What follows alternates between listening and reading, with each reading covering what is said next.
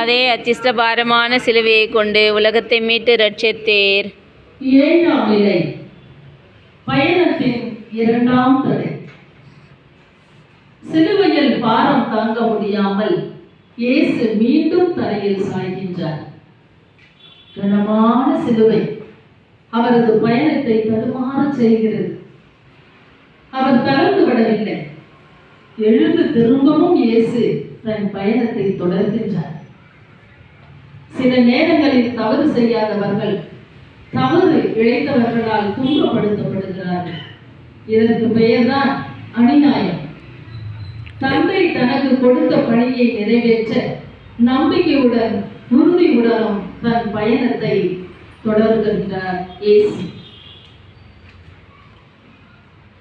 சாத்தானின் சோதனைக்கு இயேசு பணியவில்லை. கடவுள் உன்னோடு இருக்கும் வரையில் உனக்கு தோல்வி இல்லை. ஆண்டவனுக்கு மறுபெயர் வெற்றி. தற்பெருமைக்காக இயேசு எதையும் செய்யவும் இல்லை. ஒருவேளை சாத்தானின் சொல்படி தற்பெருமைக்காக இயேசு கீழே குதித்திருந்தால் வானதூதர்கள் வந்து அவரை தாங்கி இருப்பார்கள். ஆனால் இயேசு அப்படி செய்யவில்லை. எல்லாவற்றையும் மனிதன் குழப்பிவிட்டார். ஆனால் கடவுளை மட்டும் குழப்ப முடியவில்லை. அதனால்தான் உலகம் இன்றளவும் அழியாமல் இருக்கின்றது.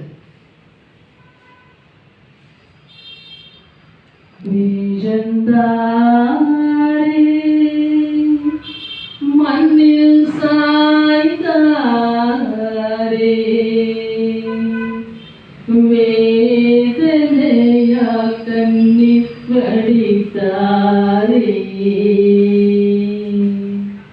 விழுந்தாரே, மண்ணில் சாய்ந்தாரே, வேதனையா கண்ணீர் வடித்தாரே, கனத்தை எந்தன் பாவத்தினால் கல்வாரி வழியில் விழுந்தீரே, கனத்தால் எந்தன் பாவத்தினால் கல்வாரி வழியில் விழுந்தீரே, வலுவாய் சிலுவை அழுத்தியதால் பரமனை மண்ணில் விழுந்தீரே,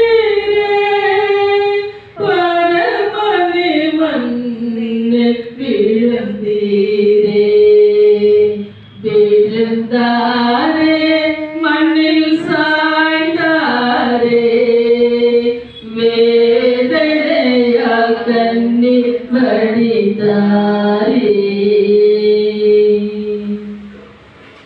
சிவம் பணிவிடை புரிய வந்த இயேசுவே, எத்தகைய துன்பங்களாலும் சோதனைகளாலும் நாங்கள் தடுமாறி விழுந்து விடாமல் உறுதியுடன் எழுந்து நடக்க கற்றுத்தாரும் ஐயா. கடவுள் நம்மை எப்படி காப்பாற்றுவார் என்பது நமக்கு தெரியாமல் இருக்கலாம். ஆனால் அவர் நம்மை எப்படியாவது காப்பாற்றி விடுவார்.